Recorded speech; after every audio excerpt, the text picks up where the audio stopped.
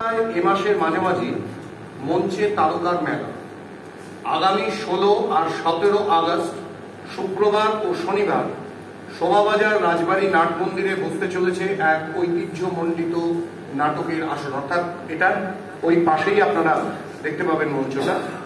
তারকা খচিত ঐতিহাসিক নাট্য দেবী চৌধুরানী 3টি বিশেষ শো হবে ওই দুদিনে নাট মন্দির প্রাঙ্গণে। কোন সময় কি সেটা প্রান্তিক বিস্তারিত আপনাদের বলবে।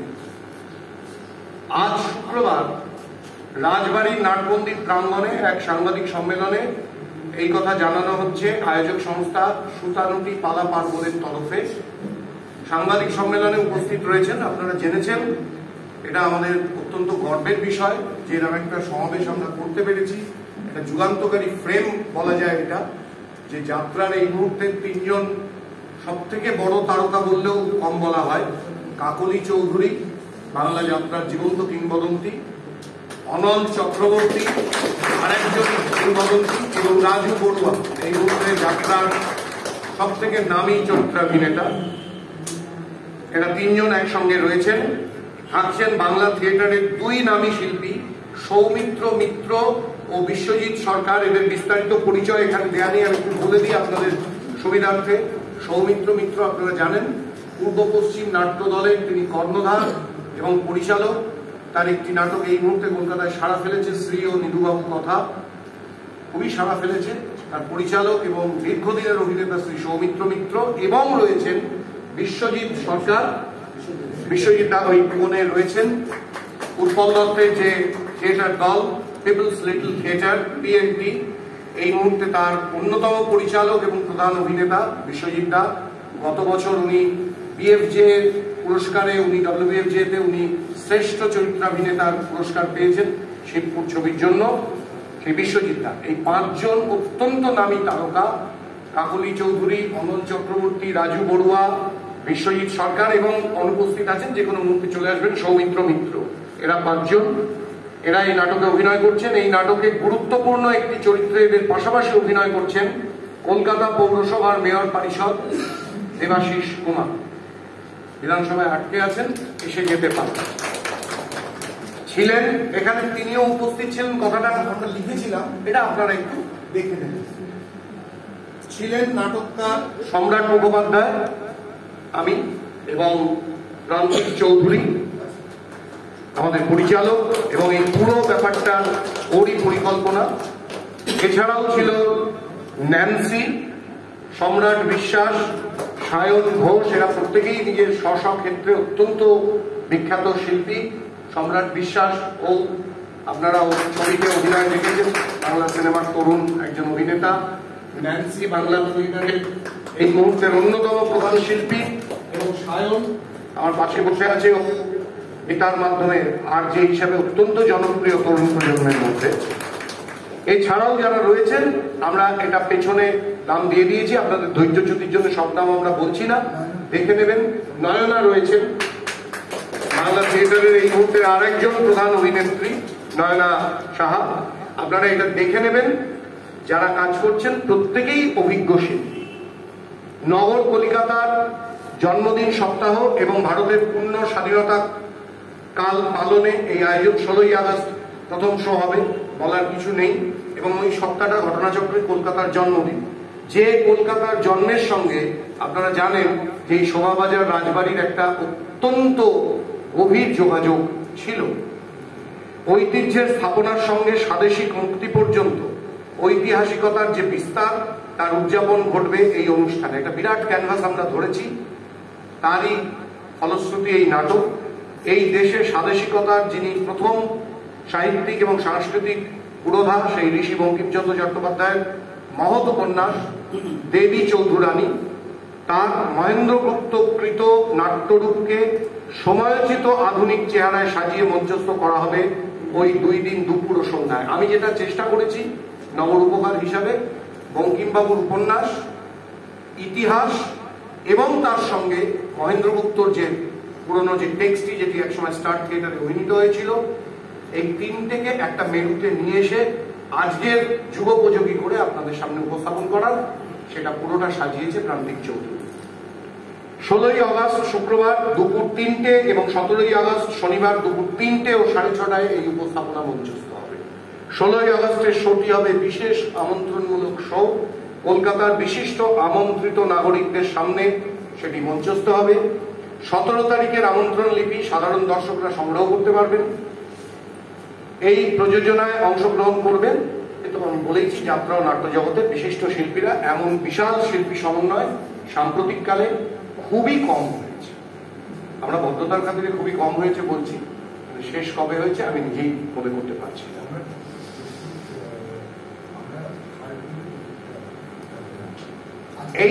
এই যে আমন্ত্রণ লিপি, এটা থার্ড বেল থেকে সংগ্রহ করা যাবে। আপনারা জানেন এখন সোশ্যাল মিডিয়া অত্যন্ত সক্রিয়, সেখানে বিজ্ঞাপন গেছে এবং ফোন নাম্বার, অনেকে ইন্টারনেট বুকিং এ সরগর নন, তাদের জন্য আমরা ফোন নাম্বারও দিয়ে দিচ্ছি, ফোন করলেও বুকিং হবে। দেবী চৌধুরানীর যে নাট্যরূপটি মঞ্চস্থ করা হবে তার নাট্যভিত্তিকই বাংলা সাধারণ রঙ্গমঞ্চের গৌরবোজ্জ্বল যুগের শেষ নবাব মহেন্দ্র গুপ্তের রচনা। তাকে নবরূপায়নে আধুনিক চেহারা দিয়েছেন বর্ষিয়ান সাংবাদিক এবং নাটককার সম্রাট মুখোপাধ্যায়। পরিচালনায় প্রান্তিক চৌধুরী। প্রান্তিক এই সময়ে যে তরুণ প্রজন্মের পরিচালক, তার মধ্যে আপনারা জানেন সকলেই, বিস্তারিত বলার নেই, বাংলা থিয়েটারের অন্যতম প্রধান পরিচালক এই মুহূর্তে প্রান্তিক। এই বছর মহেন্দ্র গুপ্তের মহাপ্রয়াণের 40 বছর। জীবনের শেষ দিন পর্যন্ত তিনি ছিলেন উত্তর কলকাতার হাতিবাগান অঞ্চলের গর্ব, স্টার থিয়েটারের নাট্য কর্ণধার। তার মৃত্যুর কয়েক বছর পরেই এই সাধারণ রঙ্গালয় ধীরে ধীরে অস্তমিত হয়। এই প্রযোজনা তার পূর্ণ স্মৃতির উদ্দেশ্যে নিবেদিত। আমরা চাইব যে মহেন্দ্রবাবুর নাম আপনারা একটু উল্লেখ করবেন। বাঙালি তো বাঙালিকে ভুলে যায়। মহেন্দ্রবাবুর প্রয়াণ আমরা মনে করি স্টার থিয়েটারের ধীরে ধীরে অবলুপ্তির পথে এগিয়ে যাওয়ার অন্যতম কারণ।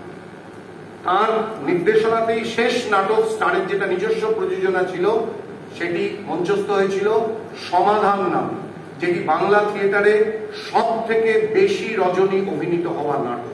এবং আরেকটি গুরুত্ব বলি আপনাদের, ওই সমাধানের মধ্যে দিয়ে মঞ্চে অভিষেক ঘটেছিল এমন একজন অভিনেতা যাকে আপনারা এখন সবাই মহানায়ক বলে এই সময় জানেন, প্রসেনজিৎ চট্টোপাধ্যায়। তার শুরু ওই মহেন্দ্র গুপ্তর হাত দিয়ে। এবং এটা প্রেস রিলিজে নেই, আপনাদের বলে নিই, সেটা হচ্ছে যে এখানে এমন দুজন অভিনেতা রয়েছে যে দুজনের অভিনয় জীবনের কেরিয়ার শুরুতে তারা ওই মহেন্দ্র গুপ্তেরই ছাত্র ছিলেন। একজন অনল চক্রবর্তী আর একজন রাজু বর্মা। এই প্রযোজনা তার পূর্ণ স্মৃতির উদ্দেশ্যে নিবেদিত। তার কন্যা প্রয়াতা ইভাপানি গুপ্তর প্রতি আমরা এই সুযোগে শ্রদ্ধা জানাই। মহেন্দ্র গুপ্তের জন্মসূত্রে বর্তমানে চেকোস্লোভাকিয়ায় থাকেন। আপনারা জানলে আনন্দিত হবেন যে 16 তারিখ আমাদের অনুষ্ঠানে যোগ দেবার জন্য উনি সুদূর চেকোস্লোভাকিয়া থেকে পাড়ি দিচ্ছেন কলকাতায় এসে আমাদের অনুষ্ঠানে যোগ দেবেন। দেবাশিস কুমার জানান, আমি অনেক ছোটবেলা থেকেই সাংস্কৃতিক বিষয়ে আকর্ষণ অনুভব করেছি। আমার পরিবারও সব রকম সাংস্কৃতিক কর্মকাণ্ডের পাশে থাকতে চায়। আমি অনেক নাটকই করেছি এক সময়। বর্তমানে দায়িত্বপূর্ণ পদের কাজ সামলে সময় করে উঠতে পারি না, তবে অনেকদিন পরে মঞ্চে ওঠার এক উত্তেজনা কাজ করছে, তাই প্রস্তাব আসতে রাজি হয়েছি। নানাবিধ জাঁকজমকপূর্ণ এই প্রযোজনার নির্দেশক প্রান্তিক চৌধুরীর বক্তব্য কি আমি বলবো না প্রান্তিক চৌধুরী বলবেন? প্রান্তিক চৌধুরী বলেন, আমার কাছে দেবী চৌধুরানী এক স্বপ্নের উড়ানের মতো। এই কাজে যারা অভিনয় করছেন তাদের অনেকেই অভিনেতা অভিনেত্রী হিসেবে আমার কাছে ঈশ্বর তুল্য। তাদের এক জায়গায় আনা হয়েছে, ফলে এই কাজ থিয়েটারের ইতিহাসে এক স্মরণীয় জায়গা করে নেবে বলে আমার বিশ্বাস। নাটকের নবরূপায়ণ সম্বন্ধে নাটককার সম্রাট মুখোপাধ্যায় বলেন, আমি অনেকক্ষণ ধরে কথা বলছি কিন্তু এখন যেটা বলবো সেটা বলি। এটাই আমার অফিসিয়াল কোড। বাঙালি বরাবরই আত্মবিস্মৃত জাতি, তাই সে আজ উদাসীন। উপনিবেশের কালে অর্থাৎ ব্রিটিশ আমলে ঘটে যাওয়া সন্ন্যাসী ফকির বিদ্রোহ নিয়ে, যা ছিল এদেশে মন্বন্তরের কালে উপনিবেশ বিরোধী প্রথম সশস্ত্র গণপ্রতিরোধ। হয়তো এই বিদ্রোহের চরিত্রে থাকা নিম্নবর্গের সশস্ত্র উত্থানকে ভয় পেয়েছিলেন আমাদের দরবারি ঐতিহাসিকরা। সন্ন্যাসী ফকির বিদ্রোহ নিয়ে এটা আমার সত্যিই অভিযোগ বহুদিন ধরে, যে ইতিহাসের যে জায়গা সৌমিত্রদা এসে পৌঁছে, যে জায়গা আমাদের ইতিহাসে পাওয়ার কথা, সেই মূল্যায়ন কখনোই হয়নি সন্ন্যাসী ফকির বিদ্রোহ নিয়ে। ভয় পেয়েছিলেন দরবারি ঐতিহাসিকরা, বরাবরই অবশ্য এমন ভয় তারা পেয়ে এসেছেন। সে অষ্টাদশ শতকের 7-এর দশক হোক বা 20 শতকের 7-এর দশক হোক, সেই ভীতি ও সচেতন উপেক্ষার ভেতর হারিয়ে গেছে। আমি এই কথাটা আপনাদের একটু বিশেষভাবে নজর করতে বলবো যে এই উপেক্ষার ভেতর হারিয়ে গেছে এদেশের প্রথম নারী স্বাধীনতা সংগ্রামী জয় দুর্গা চৌধুরানীর প্রকৃত ইতিহাস। এটি ঘটছে 1772-76-এর আশেপাশে। সেই সময় কিন্তু ঝাঁসির রানী লক্ষ্মীবাই আমাদের দেশে আসেননি। আরো 100 বছর, পৌনে 100 বছর পরে প্রায় সিপাহী বিদ্রোহ ঘটবে। আমরা কিন্তু ইতিহাসের কথা যখন বলি তখন আমরা কিন্তু জয় দুর্গা চৌধুরানী, যাকে ভিত্তি করে দেবী চৌধুরানী লিখেছিলেন বঙ্কিমচন্দ্র, তার এই মূল্যায়নটা আমরা অনেক সময় উপেক্ষার অন্ধকারে হারিয়ে দিই, যেটা আমরা এই ইতিহাসে পুনরুদ্ধার, আমাদের এই নাটকে পুনরুদ্ধার করবার চেষ্টা করেছি। যিনি কাল্পনিক দেবী চৌধুরানী হয়ে উঠেছেন বঙ্কিমচন্দ্রের উপন্যাসে, সেখান থেকে মহেন্দ্রগুপ্তের নাটকে, কিন্তু অনেকখানি কল্পনার আবেগে ঢাকা পড়ে গেছে ইতিহাস। সেই ইতিহাস, সেই উপন্যাস আর সেই নাটককে এক মেরুতে এনে হারিয়ে যাওয়া দেবীর বৃত্তান্তকে খোঁজার জন্য প্রয়াস। ইতিহাস যা বলে না, নাটকের মঞ্চ চিরকাল তা বলার দায় পালন করে। আবার কখনো উপন্যাস যা বলে না তা খুঁজতে ইতিহাসের মধ্যে পাড়ি দেয় না। যাত্রার অন্যতম ব্যস্ত শিল্পী অমল চক্রবর্তী বলেছেন, আমি আর কাকলি 28 বছর একসঙ্গে যাত্রায় আছি। আমরা দুজনেই, আমাদের দুজনেরই অভিনয় জীবন শুরু থিয়েটার থেকে। কাকলির বাটানগর গান্ধার, নটসেনা, আমি একসময় থিয়েটার ইউনিট এবং পরবর্তীতে স্টার থিয়েটারের মঞ্চের নিয়মিত শিল্পী হিসাবে ছিলাম। অনেক বছর থিয়েটার করব, এটাই একমাত্র আকর্ষণ। এর বাইরে অনলদা, কাকলিদি যা বলবে সেটা আপনারা বাইরে পাবেন।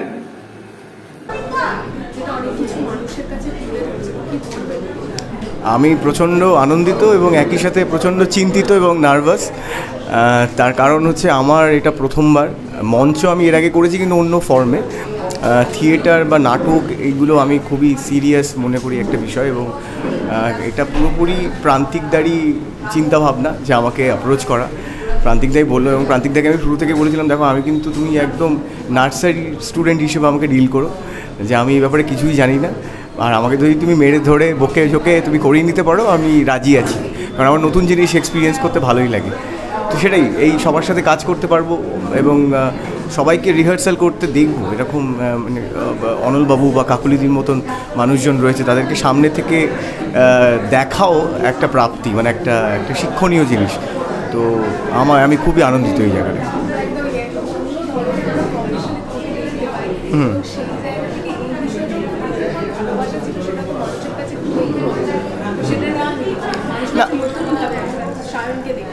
হ্যাঁ, আমার চিরকালই আমি সেটাই চেষ্টা করেছি যে বিভিন্ন ফর্মে আমি কাজ করার চেষ্টা করেছি, কখনো রেডিও বা কখনো ওয়েব সিরিজ বা কখনো ফিল্ম।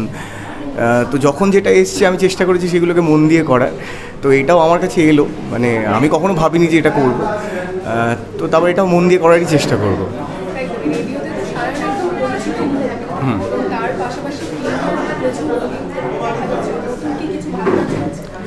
হ্যাঁ, নতুন কিছু সিনেমা রিলিজ করবে আপাতত দেবী চৌধুরানী।